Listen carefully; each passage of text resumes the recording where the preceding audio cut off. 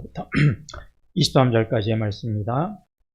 요한복음 21장 18절부터 23절의 말씀 제가 봉독해 올리겠습니다.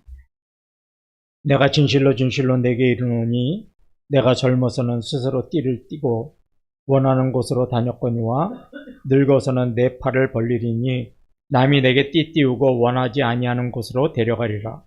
이 말씀을 하심은 베드로가 어떠한 죽음으로 하나님께 영광을 돌릴 것을 가리키심이로라.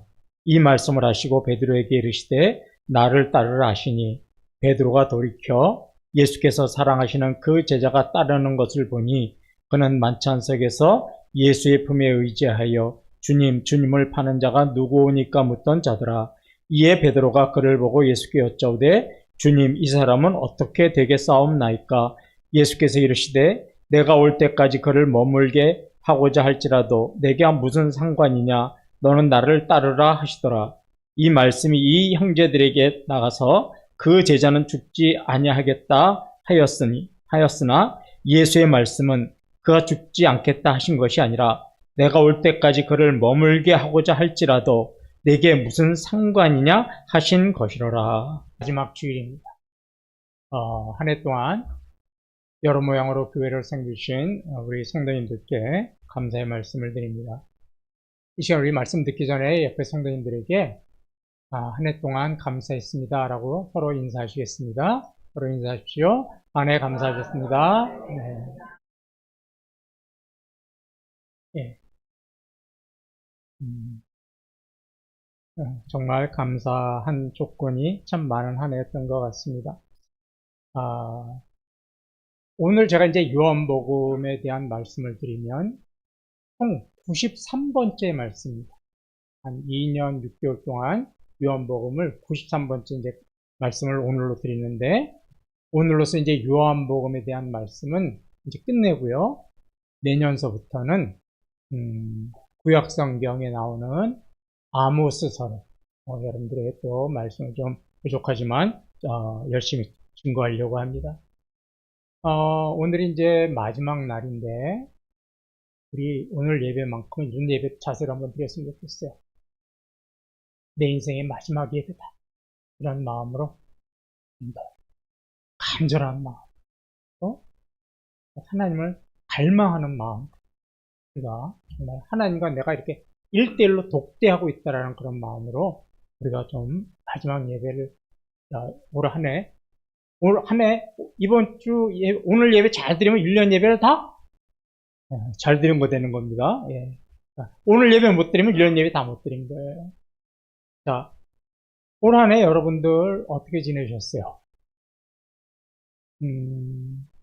여러분들 신앙에 여러분 스스로가 여러분의 신앙 또 여러분들의 삶에 점수를 주신다 그러면 여러분 몇 점 정도 주시겠어요?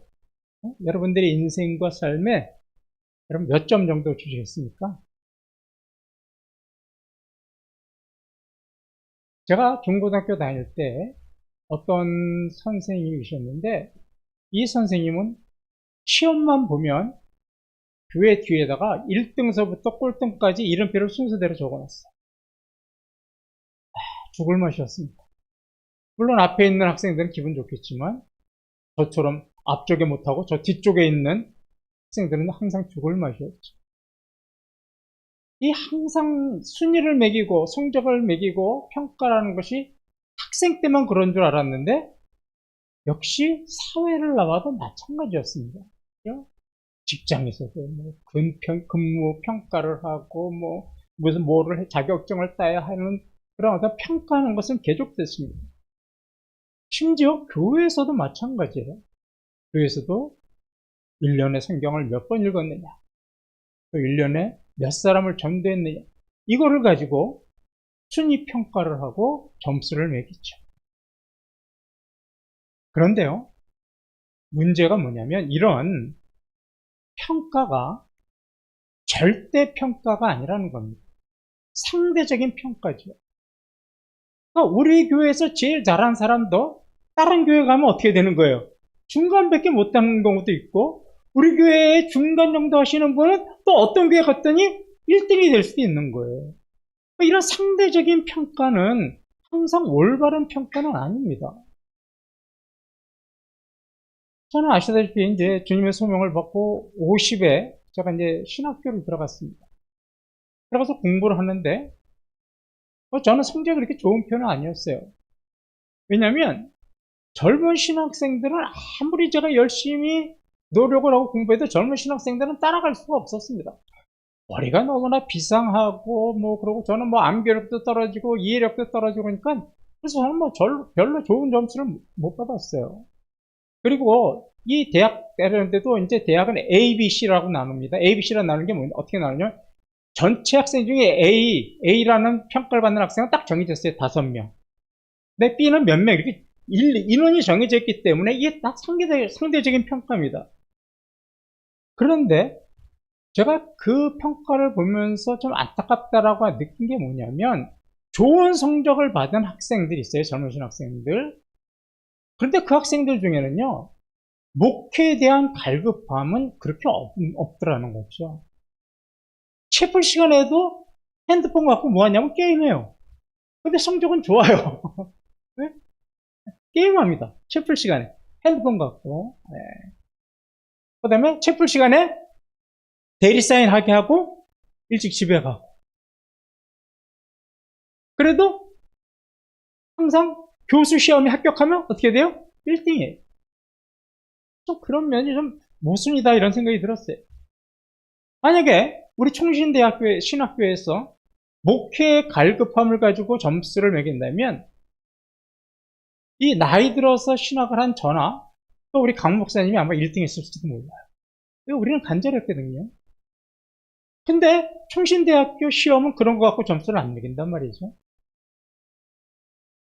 이런 거 볼 때 상대적으로 비교하고 평가하는 것은 항상 올바르지 않습니다. 제가 왜 서두에 이런 말씀을 드리는가 하면 부활하신 예수님께서 오늘 베드로에게 하신 말씀이 바로 이런 말씀입니다. 부활하신 예수님이 베드로에게 내가 나를 사랑하느냐? 이게 3번씩이나 물으시면서 하셨단 말 있죠. 내 양을 먹여라. 내 양을 쳐라. 그러면서 베드로의 마음을 완전히 치유시켜 주셨습니다. 그리고 나서 18절에 이렇게 말씀을 하셨습니다. 내가 진실로 진실로 내게 이르노니 내가 젊어서는 스스로 띠뛰고 원하는 곳으로 다녔거니와 늙어서는 내 팔을 벌리리니 남이 내게 띠띠우고 원하지 아니하는 곳으로 데려가리라. 예. 이게 베드로에게 이제 내 양을 먹이라고 말씀하신 다음에 예수님께서 베드로에게 이렇게 말씀하셨는데 이 말씀이 무슨 뜻인지 이 사도 요한복음을 기록한 사도 요한은 이렇게 설명을 해주고 있어요. 19절에서 이 말씀을 하심은 베드로가 어떠한 죽음으로 하나님께 영광을 돌릴 것을 가리키심이로라. 이 말씀을 하시고 베드로에게 이르시되 나를 따르라 하시니. 예, 이 말씀 예수님이 말씀하신 핵심은 이겁니다. 베드로가 복음을 증거하다가 이 나이가 들어서는 어떻게 되는 거예요? 복음 때문에 목숨을 잃을 것이다. 순교할 것이다 라는 것을 이제 말씀해 주신 거죠. 베드로도 예수님의 말씀이 내가 복음을 증거할 때 참 많은 고난과 희생을 당하는가 보다. 내가 각오하고 이 일을 해야 되겠다. 이렇게 아마 이해했을 거예요. 그런데 이때 베드로가 이 분위기, 지금 예수님과 나누고 있는 분위기와는 전혀 어울리지 않는 정말로 생뚱맞은 질문을 하나 합니다. 그 질문이 21절이에요. 이에 베드로가 그를 보고 예수께 여짜오되 주님, 이 사람은 어떻게 되겠사옵나이까? 예, 자신은 이제 많은 고난과 희생을 당하게 되는데 요한은 어떻게 될지 이거를 물은 겁니다. 왜 베드로는 요한이 어떻게 될지를 물었을까요? 지금 갈릴리 바다에 모인 제자들은 총 7명입니다. 그런데 왜 유독 요한에 대해서만 물었을까요? 혹시 베드로와 요한은 서로 경쟁 관계에 있었던 건 아닐까요? 아니면 나는 고난과 희생과 고통의 길을 가는데 요한은 편한 길을 가게 된다면 그것이 억울해서 한번 물어본 게 아닐까요? 어떻게 물었든 간에 이 베드로의 질문에 예수님은 22절을 보면 이렇게 대답하셨습니다. 예수께서 이르시되 내가 올 때까지 그를 머물게 하고자 할지라도 내게 무슨 상관이냐 너는 나를 따르라 하시더라. 예, 예수님의 대답은 한마디예요. 무슨 상관이냐? 상관하지 마라! 좀 더 풀어서 말씀드리면 베드로야, 너 요한과 비교하지 마라. 너는 너 갈 길만 가면 돼. 완전히 질책하시는 말씀이었습니다. 왜 예수님께서는 베드로의 질문에 이렇게 단호하게 내가 무슨 상관이냐? 이렇게 말씀을 하셨을까요? 우리는 그 해답을 달란트 비유에서 찾아볼 수 있습니다. 마태복음 25장 14절 15절을 보십시오. 또 어떤 사람이 타국에 갈 때 그 종들을 불러 자기 소유를 맡긴과 같으니 각각 그 재능대로 한 사람에게는 금 5달란트를 한 사람에게는 2달란트를 한 사람에게는 1달란트를 주고 떠났더니 예, 주인이 길을 떠나면서 종들에게 한 사람은 5달란트, 한 사람은 2달란트, 한 사람은 1달란트를 맡겼습니다. 주인이 종에게 동일하게 달란트를 맡긴 것이 아니라 이렇게 서로 다르게 맡겼어요. 이거는요, 주인의 계획이었고 주인의 뜻이었습니다. 그러니까 이 종들은 주인의 계획과 뜻에 어떻게 하는 거예요? 불평해서도 안 되고 이의를 제기해서도 안 되는 겁니다. 다 주인의 깊은 뜻이 있어서 이렇게 차등적으로 나눠준 겁니다. 그럼 종들이 할 일은 불평하고 이의를 제기하는 게 아니라 자신에게 주어진 달란트를 가지고 어떻게 하면 되는 거예요? 최선을 다하면 되는 겁니다.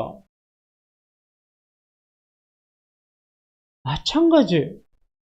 예수님께서 베드로에게 내가 무슨 상관이냐 이렇게 말씀하신 것은 예수는 베드로에게는 베드로를 향한 계획을 가지고 계셨고 요한에게는 요한을 향한 계획을 가지고 계셨기 때문입니다.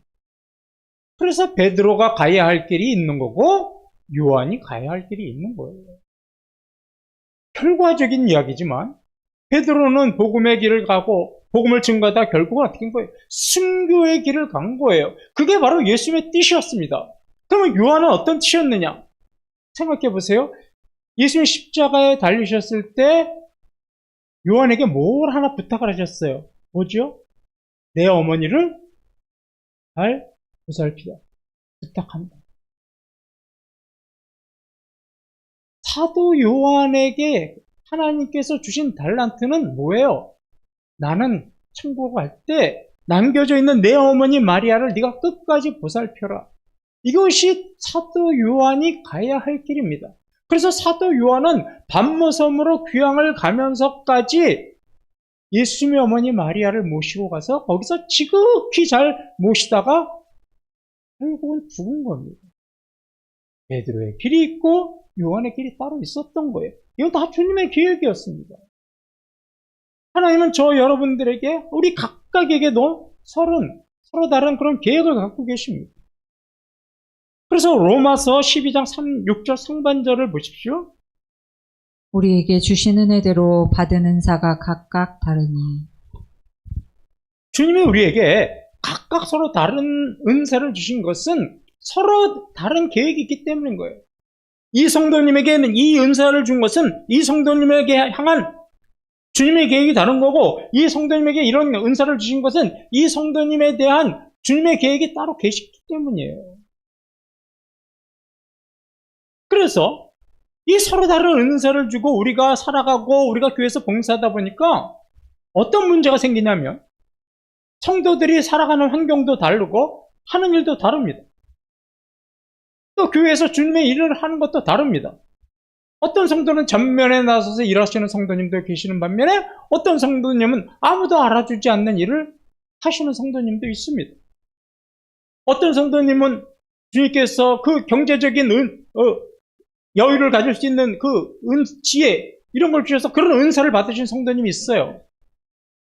그런 은사를 받은 성도님들은 어떡합니까? 하나님께서 주신 그 놀라운 재물의 축복을 가지고 어떻게 되는 거예요? 교회에 헌물하고 헌사하면서 일하시는 성도님도 있습니다. 그러나 저 같은 경우에는 재물의 축복 같은 은사는 하나도 없었어요. 저는 그걸 받을 자격이 없었던 모양이에요. 저 같은 경우는 어떤 거예요? 몸으로 때우는 일을 하게 하시는 은사를 주신 거예요. 서로 비교가 안 되는 거죠. 어떤 성도는 고난이 없이 편안하게 신앙생활 하시는 성도님도 있습니다. 어떤 성도는 매 순간이 고난이면서 힘들게 정말 몸부림치면서 신앙생활 하시는 성도님도 있습니다. 어떤 성도는 하나님께서 일찍 부르시는 성도도 있어요. 어떤 성도는 오랫동안 이 땅에 살면서 신앙생활 하시는 성도님도 있습니다. 왜요? 각자를 향한 하나님의 계획이 다 다르기 때문인 거예요.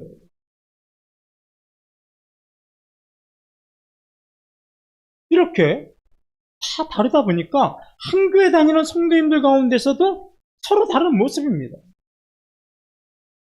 그러다가 교회에서 어떤 일이 벌어지냐면 서로가 서로를 비교해요. 상대방을 음식합니다. 서로가 서로를 비교하다 보니까 교회에서 잡음이 나오고 불평과 불만이 나옵니다.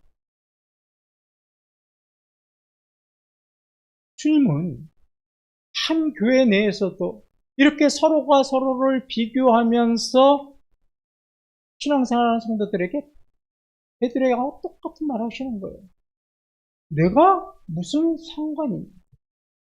내가 이 성도님에게 재물을 많이 얻을 수 있는 손을 하는 일에 축복을 주셔서 이 성도님에게 그런 것으로 이 교회에 많은 재정적인 그런 헌신을 하게 한 것하고 너하고 무슨 상관이냐는 얘기예요.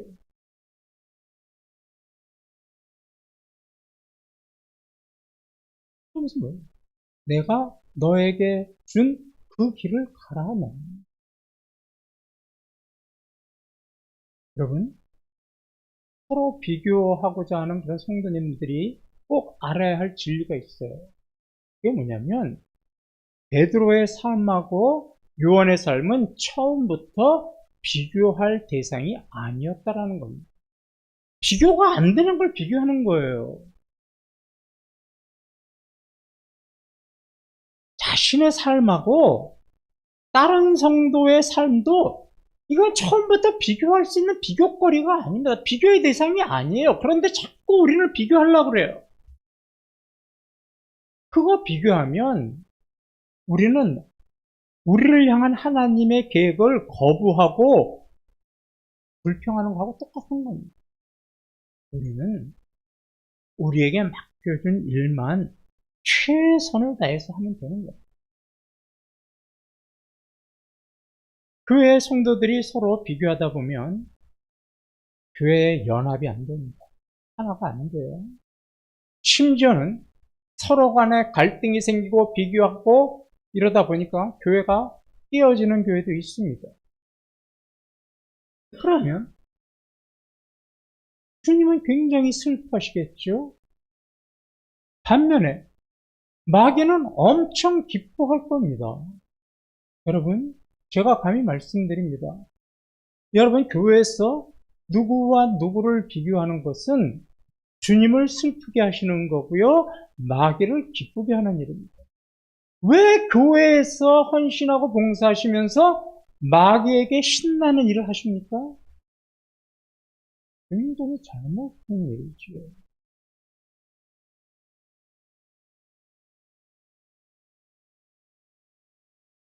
교회는요, 비교, 평가하는 데가 아니에요. 서로가 서로를 포용하는 데요. 그리고 서로가 서로의 부족함을 채워주는 거예요. 그러면서 함께 하나님 나라를 세워가는 것이 교회입니다. 그러니까 돈 많다고 자랑할 거 없고 나는 몸으로 때운다고 자존심 상할 것도 없습니다. 나는 전면에 나서서 일한다고 자랑할 것도 없고 나는 숨어서 일한다고 불평할 것도 없는 겁니다.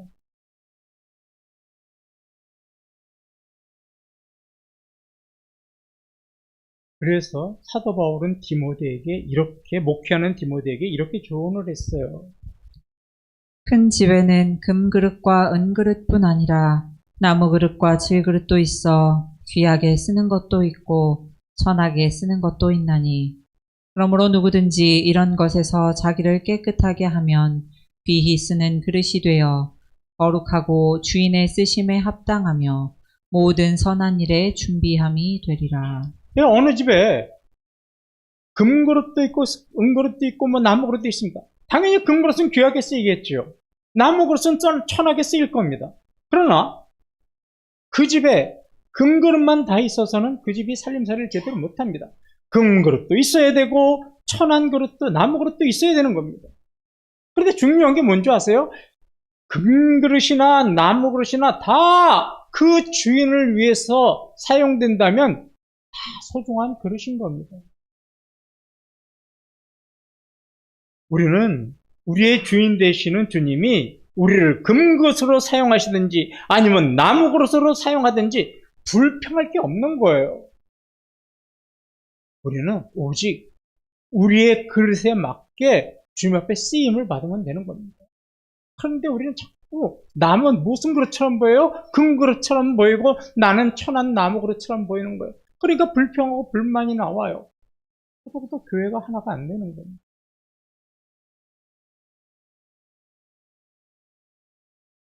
이 성도뿐만이 아니라 교회도 마찬가지입니다. 어떤 교회는 막 성도 수도 많고 재정도 여유 있는 교회가 있어요. 또 어떤 교회는 성도 수도 작고 또 재정적인 어려움을 겪는 교회도 있습니다. 그래서 이 어려움을 겪는 교회는 항상 이 대형 교회라고 그러죠. 교인 수도 많고 재정적으로 여유가 있는 교회를 항상 부러워합니다. 우리 교회를 보십시오. 우리 교회는 주변에 있는 큰 교회와 비교해 보면 교인 숫자도 적어요. 재정적으로도 그렇게 여유가 있는 교회도 아닙니다. 그렇다고 크게 부흥해서 이 주변 사람들의 시선을 모으고 있는 그런 교회도 아닙니다. 하지만요, 우리 주님은 큰 교회는요, 큰 교회대로 쓰시는 거고, 우리 교회는 우리 교회대로 쓰시는 겁니다.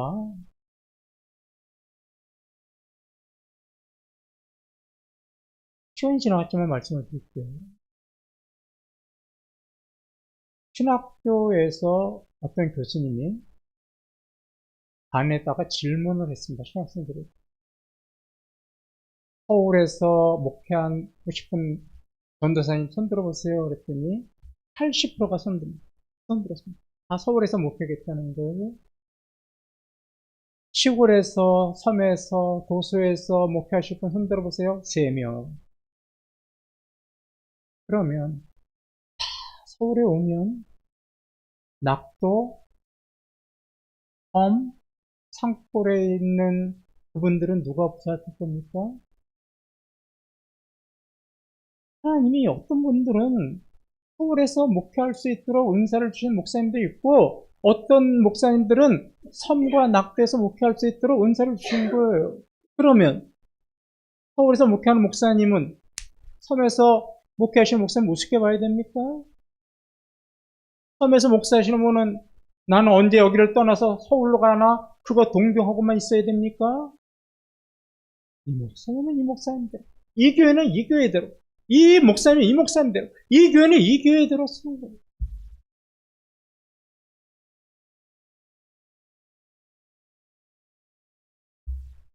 우리 교회와 큰 교회 비교할 필요가 없어요.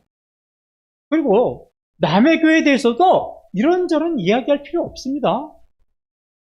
그런 얘기를 설령 들었다 하더라도요, 남에게 전할 필요도 없는 거예요. 왜요? 내가 무슨 상관이냐거든요. 그거는 주님이 상관하실 일이지 우리가 상관할 일이 아닙니다. 만약에 여러분들이 소글소글거리면서 전한 그 교회가 문제가 있다면 그 문제는 여러분이 해결하는 거 아니에요. 교회의 머리 대신 주님이 해결하시는 거죠. 상관할 일이 아니죠. 내가 해결할 일이 아니니까. 그 교회가 칭찬받을 일이 있으면 우리는 칭찬하겠지만 그 놀라운 칭찬은 주님이 하시는 겁니다. 주님의 교회니까. 남들이 그런 얘기 전한다고 해도 관심 들지 마십시오. 또 우리 교회 내에서도 뭐 이 권사님이, 이 집사님이, 뭐 이 성도님이 어쩌니 이러쿵저러쿵 이야기해도요. 여러분 그런 척도 하지 마십시오. 상관할 일이 아닙니다. 왜요? 우리가 그런 거에 관심을 가지면 주님이 이렇게 말씀하실 거예요. 내가 무슨 상관이냐? 내가 너에게 주어진 길만 가라. 이렇게 말씀하실 건데 왜 우리가 그런 책망을 들어야 됩니까?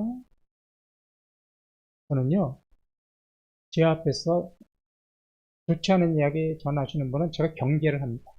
왜요? 어디 가서 분명히 그분은 또 제 얘기를 그대로 할 뿐이기 때문입니다.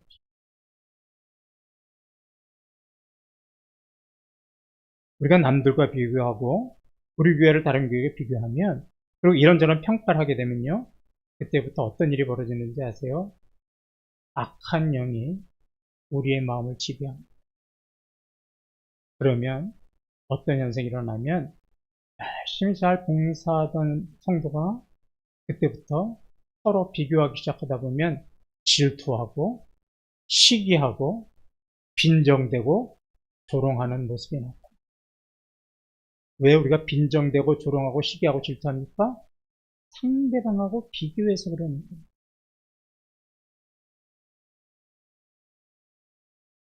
그러면 그때부터 제자의 길을 가는 것이 아니라 무슨 길을 가요? 비교의 길을 가요.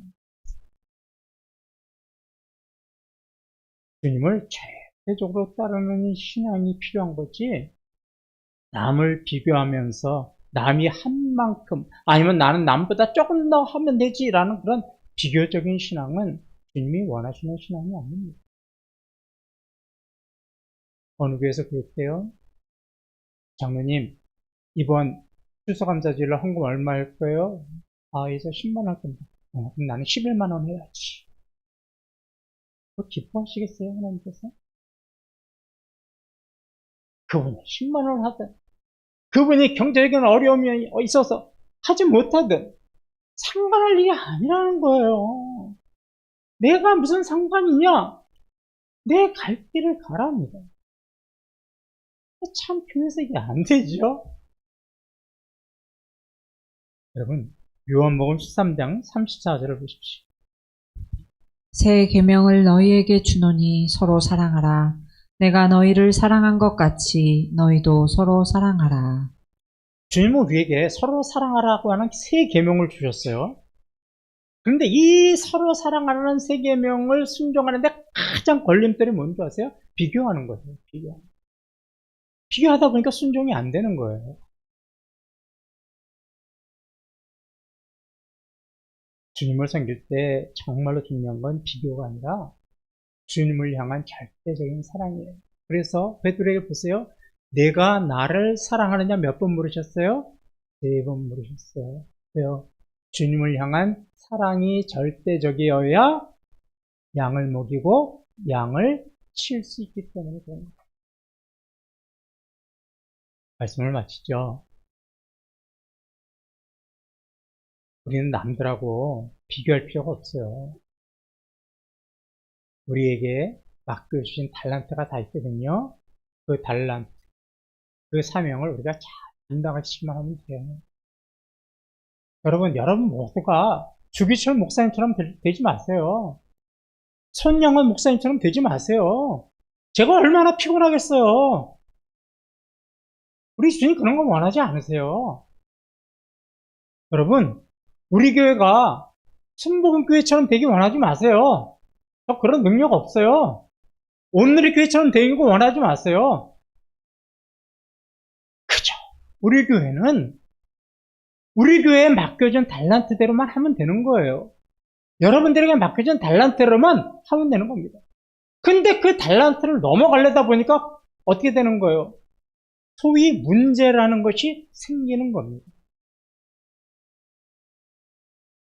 이제 주님이 잠시 후에, 얼마 안 남은 것 같아요. 잠시 후에 이 땅에 다시 오실 거예요. 그럼 우리 모두는 다 주님 앞에서 심판대에 쓸 겁니다. 그죠?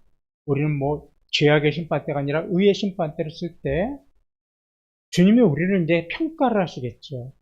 그때 주님의 평가는 비교 평가가 아닙니다. 이렇잖아요.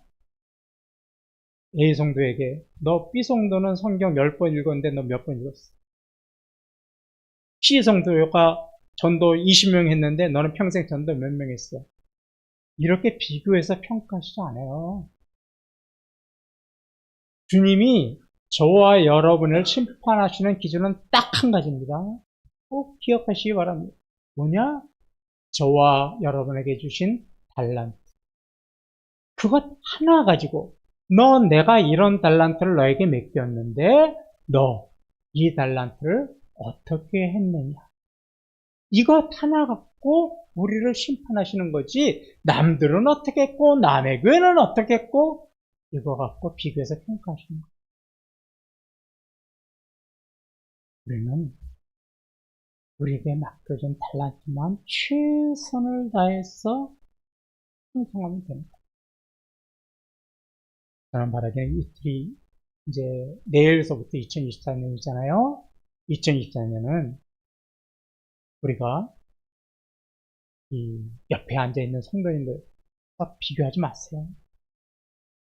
뭐 우리 교회는 어떻고 다른 교회는 어떻고 이렇게 비교하지도 마세요. 그저 우리는 주님을 따르는 절대적인 그 사랑 하나 가지고 우리에게 맡겨진 사명을 잘 감당하는 우리 이태원 교회와 성도님들 되시기를 주님의 이름으로 간절히 축원합니다. 우리 다 같이 일어나셔서 찬양하시겠습니다.